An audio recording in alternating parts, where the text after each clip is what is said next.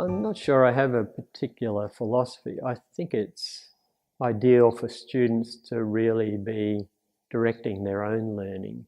I think the most successful units we've run here at UWA are units that were called special topics that students completed in third year. And in these units, students were offered about 10 different topic areas with 10 different researchers.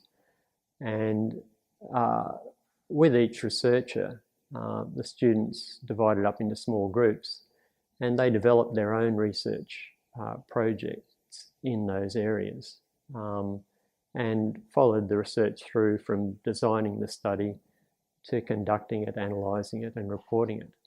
And I think that gave the students flexibility to find a niche area of psychology that they were really interested in and go off and do their own investigation and make the discovery themselves rather than being fed the information by academics.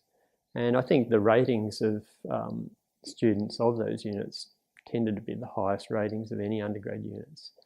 And also the teaching staff enjoyed teaching them the most as well. So in an ideal world, I think that's how teaching should be, where students are engaged in self-discovery in an area of their own interest.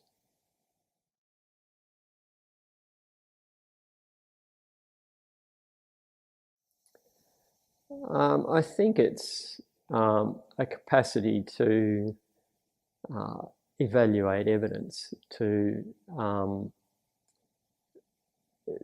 find evidence relevant to a particular issue, to hopefully cut across any social messaging associated with that evidence and evaluate it for what it's worth.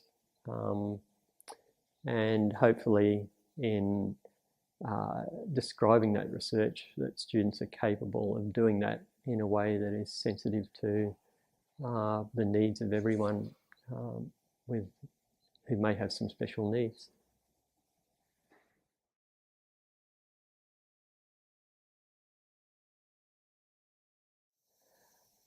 I think one obvious change has been in the amount of teaching.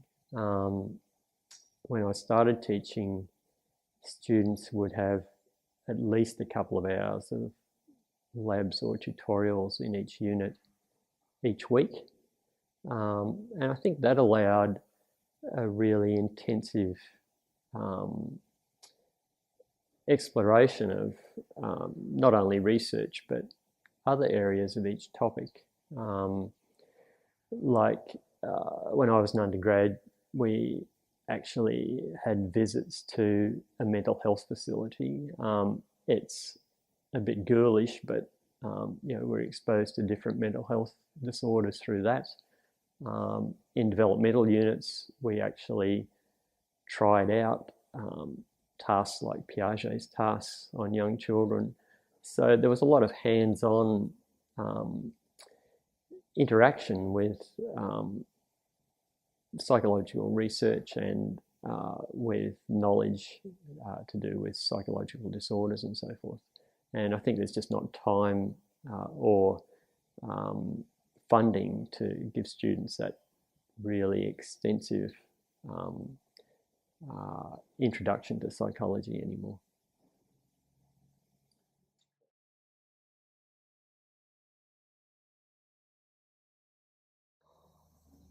That's a good question.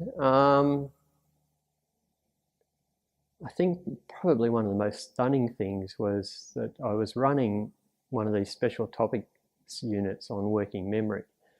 And at the time I was interested in some models of how we remember information in order.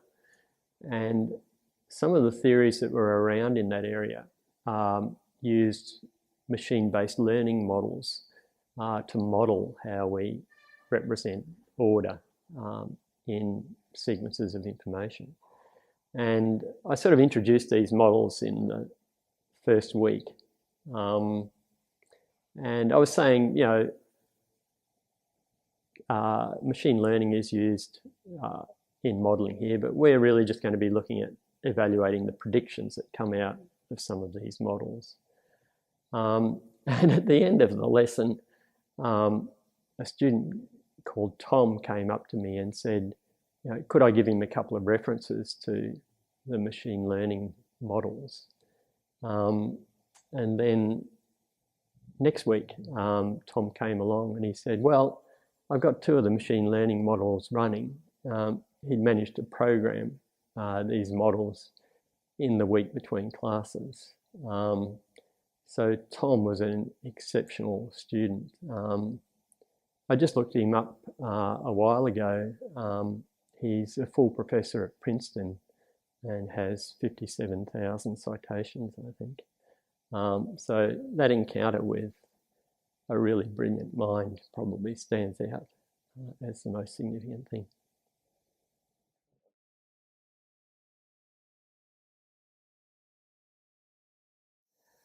I think it would be to try and organise the continuous assessment so that it provides students with an opportunity to find their own niche areas of interest and really get heavily into those niche areas. To me, they're the areas that I remember from my undergraduate degree, where I was able to go off and we were given an assignment where there was no particular set topic. You could write an essay on any topic in the field.